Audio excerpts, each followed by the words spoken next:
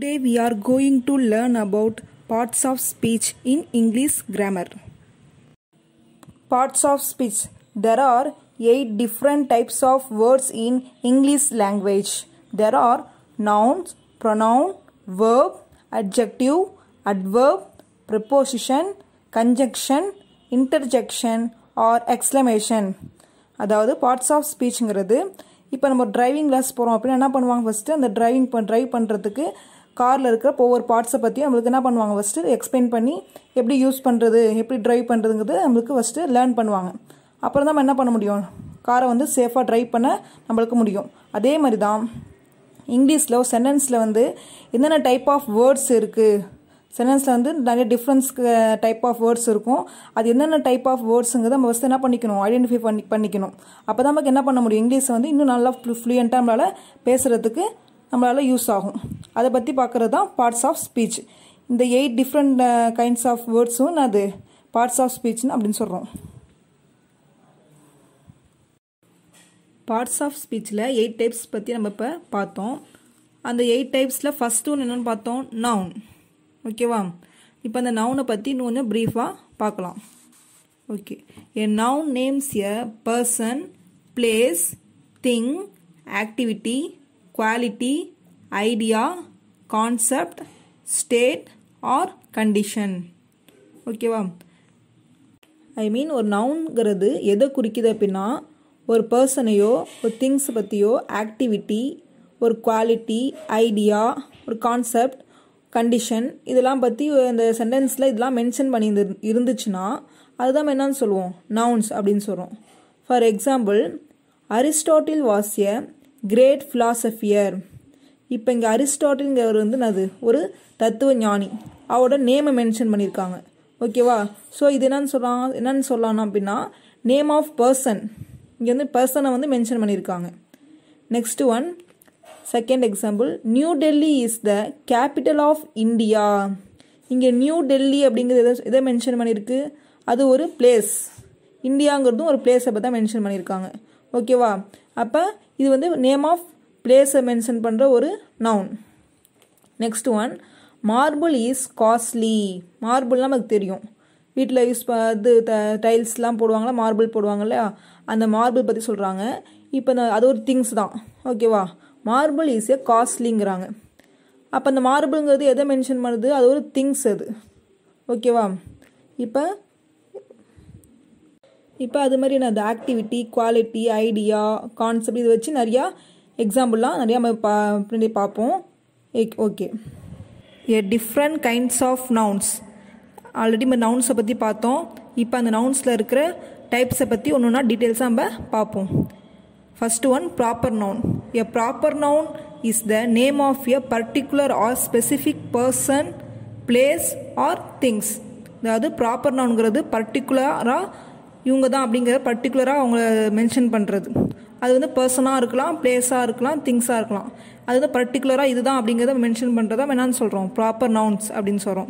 For example, Vimala goes to Saint Mary's matriculation school in Pasupathi கோவில்.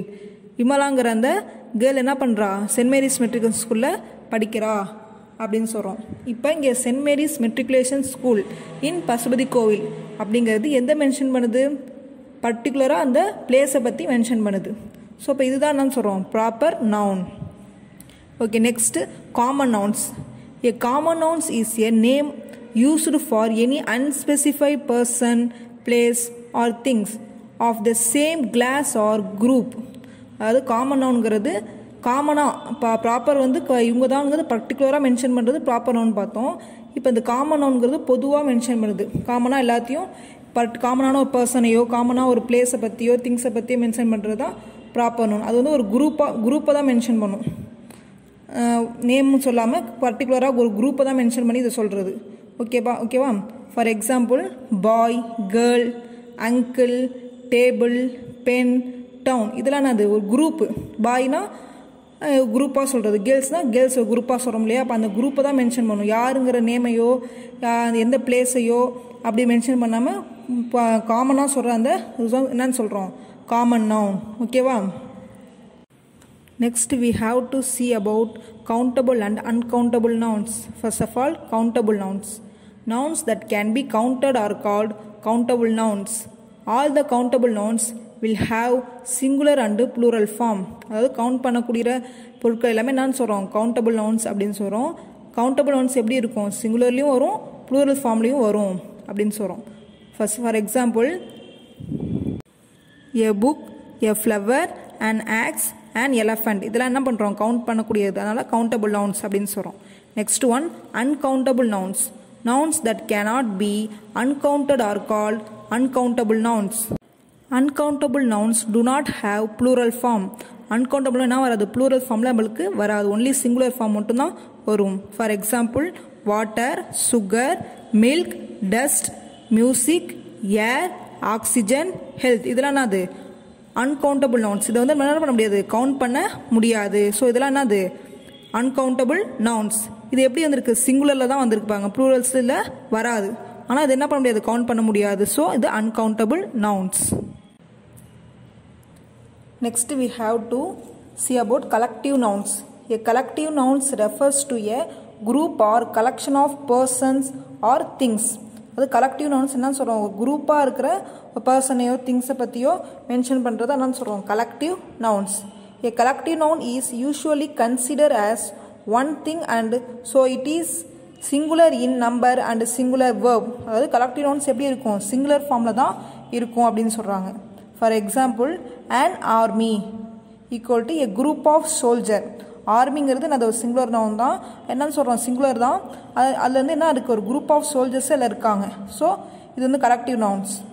அவர் army is strong, army is strong அப்படின்னு சொல்கிறோம் இல்லையா, அதில் இந்த ஈஸுங்கிற அந்த வெர்புன்னு அது வந்து சிங்குலர் வெர்பு தான் மென்ஷன் பண்ணுது அப்படின்னு சொல்கிறோம்.